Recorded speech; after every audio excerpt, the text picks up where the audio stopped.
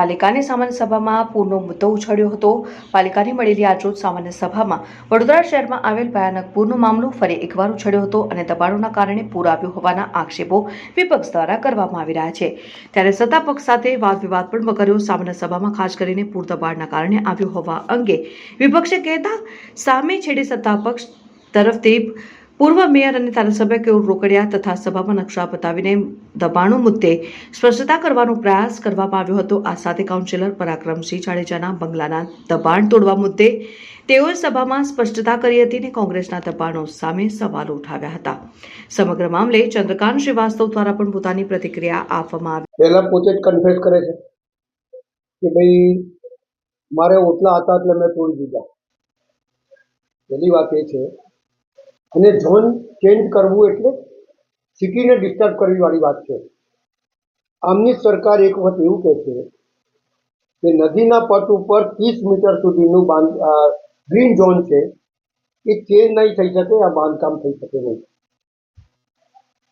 અને એમની સરકાર પછી ગ્રીન ઝોન કેન્સલ કરી અને અબકોર્ડ બિલ્ડરોને કે અમુક લોકોને એ ઝોન A2 ઝોન એટલે A1 ઝોન જાહેર કરી દે છે। એ કઈ રીતે જાહેર થાય છે તો બધાને જ ખબર છે, આખી દુનિયાને ખબર છે કે ભાઈ આ ચેન્જ કઈ રીતે થયું।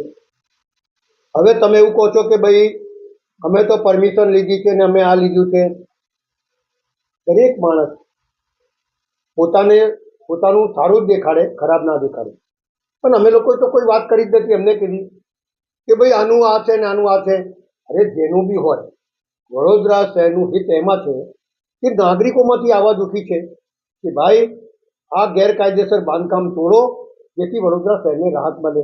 લોકોનો લાખો કરોડો રૂપિયાનું નુકસાન થયું હોય, ચારે બાજુ ઝૂંપડપટ્ટીમાં બેઘર થઈ ગયા હોય લોકો, તો લોકોમાંથી આવાજ ઉઠી છે કે ભાઈ જેટલી પણ નદીના પટ ઉપર બાંધકામ ગેરકાયદેસર છે, કાંસો ઉપર છે, એ બધા તોડો, જેથી પાણીનો નિકાલ થાય અને લોકો રાહત અનુભવે।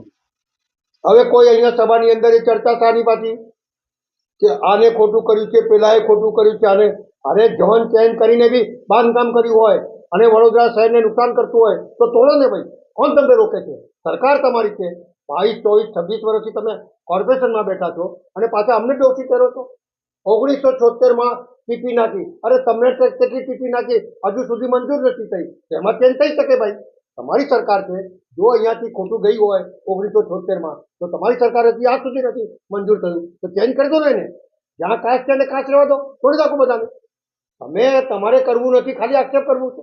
અમે આક્ષેપમાં માનતા નથી। અમે એટલું જ કહીએ છીએ કે વડોદરા શહેરના નગરજનોના હિતમાં જે બી ઝોન ચેન્જ થયા હોય અને જેને બી બાંધકામ કર્યું હોય વડોદરા શહેરને નુકસાન પહોંચાડવાનું, એ તમામના બાંધકામ તોડી સરળતાથી પાણી નીકળી જાય અને આ શહેરની અંદર પૂર ના આવે, એવી પરિસ્થિતિનું સર્જન ના થાય, લોકોનું કરોડો રૂપિયા નુકસાન ના થાય, એ જોવાની વાત છે। આને કર્યું પેલાની કર્યું અમે એમાં માનતા નથી। અમે તો શહેરના હિતમાં માનીએ છીએ। તમારી પાસે પુરાવા હોય, તમારી પાસે આ હોય, અમે તો કહીએ છીએ કે ભૂખી કાંસ હતી ત્યાં, અને તમે કહો તો નથી, તો જૂનો રસ્તો કાઢો, 50 વર્ષ જૂનો, તો ખબર પડી જશે છે કે નહીં, અને હોય તો તોડી નાખો બધાના। અમે ક્યાં ના કહીએ છીએ કે નહીં તોડો। અમે તો શહેરના હિતની જ વાત કરીએ છીએ કે ભાઈ તોડીને બી લોકોને રાહત મળે, પૂર ના આવે, શહેરની અંદર પાણી ના ભરાય અને કરોડો રૂપિયાનું જે નુકસાન થયું છે, પારાવાર લોકો ઘરબાર વગરના થઈ ગયા છે, એવી પરિસ્થિતિનું ફરી સર્જન ના થાય, એ વાત છે। ભાજપના ધારાસભ્ય કોર્પોરેટર 1970માં કોંગ્રેસે ભૂખી કાંસ રસ્તામાંથી નીકળેલી સીટીમાંથી અને ભૂખી કાંસના ત્યાં સારી લોટ આપીને ગેરકાયદેસર કોંગ્રેસના સભાસદો ચેકિંગ કરવા ગયા હતા, એ કરવા ગયા હતા કે અધિકારીઓએ કર્યું છે? અને તમારી સરકાર છે, પારદર્શકતાની વાત કરો છો, મક્કમવાળી સરકાર છે, તો જે અધિકારીઓ કર્યું એને સસ્પેન્ડ કરો, જેલ ભેગો કરો। શહેરના હિતમાં જે કરવું હોય કરો, બિલ્ડિંગો બની હોય તો તોડો, ઝોન ચેન્જ કર્યો તો એને સસ્પેન્ડ કરો, પણ તમે ખાલી આક્ષેપબાજી ના કરો ભાઈ।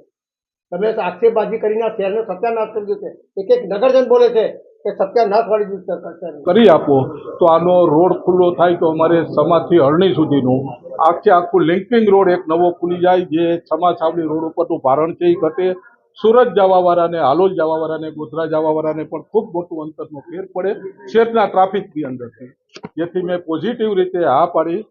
કમિશનરશ્રીએ પોતે જ વુડાની અંદર પત્ર લખ્યો છે, પત્ર જોતો હોય તો મારી પાસે છે, તારીખ 4/7/2013 કે ભાઈ આ ડેવલપમેન્ટ માટે થઈ અને આ જમીનની જરૂરિયાત હોય અને તમે વુડાની અંદરથી આ દરખાસ્ત કરી અને રાજ્ય સરકારમાં મોકલો. વુડાએ 10મા મહિનાની અંદર આ ઠરાવ કરી અને રાજ્ય સરકારમાં મોકલ્યો. રાજ્ય સરકારમાં 6 મહિના સુધી વિધિ ચાલ્યા પછી ફરીથી કમિશનરે લખ્યું કે ઝડપથી આ કામ કરો તો અમારો પ્રોજેક્ટ આગળ વધે, જેથી કરીને રાજ્ય સરકારે 2014ની અંદર નોટિફિકેશન બહાર પાડી મારો પ્લોટ ઝોનફેર કરી આપ્યો છે. 3 નોટિફિકેશન બહાર પાડ્યા છે અને 3 ફેરે વડોદરાની જનતાનો પણ અભિપ્રાય લીધો છે. વડોદરાની જનતાનો એક પણ વ્યક્તિનો વિરોધ આવેલો નથી કે ભાઈ આ ઝોનફેર કરો કે ન કરો. એટલા માટે થઈ હું ફરીથી સ્પષ્ટતા કરું છું કે આ કોઈ બિલ્ડર દ્વારા નહીં, કોઈ કમાવા માટે નહીં. આ ઝોનફેર થયા પછી ત્યાં નથી કોમર્શિયલ કોમ્પ્લેક્સ બન્યા, ત્યાં નથી રેસિડેન્ટ કોમ્પ્લેક્સ બન્યા, માત્ર અને માત્ર પરાક્રમસિંહ જાડેજાનો રહેવા માટેનો એક બંગલો બન્યો છે. અને માત્ર પરાક્રમસિંહને પોલિટિકલ ટાર્ગેટ કરવા માટે થઈને જ આ વર્ષોનું એક કાવતરું ચાલે છે. પણ કાવતરાના ભાગરૂપે પણ રાજપૂતનો દીકરો છું, તલવારના ઘા ખાધા છે તો આવા સામાન્ય શબ્દોના ઘા અમને અસર ન કરે, સહન કરતો હતો. પણ જ્યારે વડોદરાની પ્રજાને એટલું મોટું નુકસાન થયું છે ત્યારે વડોદરાની પ્રજાને સાચી વાત જણાવવા માટે થઈ અને મને આજે લાગ્યું કે મારે આ બોલવું જોઈએ. એટલે તમામ ડોક્યુમેન્ટ સાથે હું આવ્યો છું. કોર્પોરેશનમાં તમામ ડોક્યુમેન્ટ સહિત મેં વાત કરી છે. હવે બીજી વાત આવી મારા દબાણની, તો દબાણની અંદર તમે બધા પણ આની અંદર ઘણા બધા લોકો એક્સપોર્ટ લોકો છો. જ્યાં જ્યાં પોતાની જમીન હોય ત્યાં પોતાની જમીનને પ્રોટેક્શન કરવા માટે થઈને તમે દિવાલ બાંધી શકો. દિવાલ ઉપર તમે નથી મકાન બનાવી શકતા, નથી ગજીબા બનાવી શકતા કે નથી બીજું કશું બનાવી શકતા. મારી જમીન ઉપર મારી ભૂલ શું હતી કે દિવાલ બનાવ્યા પાછળની બાજુમાં કોન્ક્રીટ પાથરીને સફેદ ટાઇલ્સ મેં નાખી હતી. સેટેલાઇટ ઉપરના ફોટામાં સફેદ ટાઇલ્સ એટલે એવું દેખાતું હતું કે આ તો કોઈ મોટું કન્સ્ટ્રક્શન છે.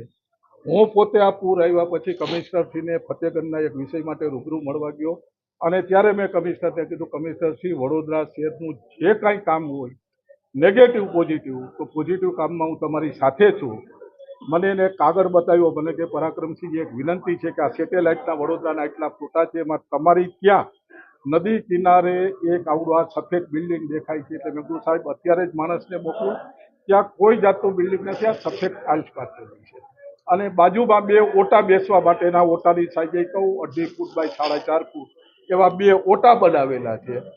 તમે કહો તો કાલ સવારથી જ તોડવાનું, પરમ દિવસથી નાસિક ઇલેક્શનમાં જ આવું છું, મહારાષ્ટ્રની જવાબદારી. તેમ છતાંય કાલ કયો તો કે પરાક્રમસિંહ જો આવવું હોય તો હું ન કહી શકું, પણ શહેરના હિત માટે તમે કરો તો અમને પણ આનંદ થશે.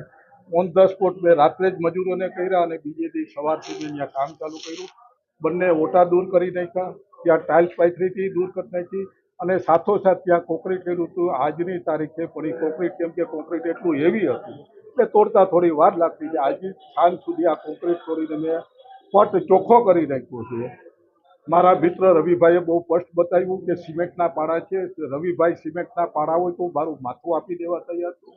મારી માટી બચાવવા માટે થઈ અને જે રીતે નદી કિનારે સરકાર પથ્થરની વોલ જાળીવાળી બનાવે છે એવી જાળીવાળી વોલ જ બનાવી અને મેં મારી માટી બચાવી છે. એ ભૂલ છે જ નહીં. મારી માટી જ્યાં મારું ખેતર છે ત્યાં હજી મારો અધિકાર છે કે મારે ત્યાં પ્રોટેક્શન, આ એની ઉપર જે કોન્ક્રીટ નહીં પાથર્યું એના બદલે ઝાડવા વાવ્યા હોત તો આ વિષય ન આવે. એ કોન્ક્રીટ પાથર્યું, કોન્ક્રીટ કાઢીને, અને કોન્ક્રીટ પાથરવાથી જમીનની ઉપર 3 ઇંચ કોન્ક્રીટથી કોઈ જગ્યાએ કોઈ દબાણ નથી થતું, કોઈ પૂર નથી આવતું, કોઈ કાયદામાં કોઈ બાદ નથી. પણ તેમ છતાં સેટેલાઇટ નથી જોઈ શકતું કે શું છે. સેટેલાઇટને તો એમ જ દેખાય છે કે ભાઈ આ શું છે. તો એ પૂરું કરવા માટે થઈ પરાક્રમસિંહે કોઈ પણ જાતનો અહમ રાખ્યા વગર ઓન ધ સ્પોટ વડોદરાની પ્રજાને મેસેજ આપવા કે તમારા દુઃખમાં હું દુઃખી છું, તમારા કોઈ પણ કામમાં તમારા નાના ભાઈ તરીકે છું અને મારા તરફથી પણ તમને કાંઈ નાની મોટી તસ્તી થઈ હોય તો અડધી રાત્રે એક ભાઈ તરીકે જ્યાં કહેજો ત્યાં. એક સભાસદે અત્યારે ઊભા થઈને બોલ્યા કે એક વેપારીને એટલું મોટું નુકસાન થયું છે કે એને આપઘાત કરવા સિવાય વિકલ્પ નથી. ત્યારે પણ મેં સભામાં કીધું છે કે એક નહીં આવા 100 કેસ વડોદરાના હોય તો મારી પાસે લાવજો. રાજપૂતનો દીકરો છું. 1 વર્ષ સુધી એના અનાજનું, એના કુટુંબનું ભરણ પોષણની જવાબદારી પરાક્રમસિંહ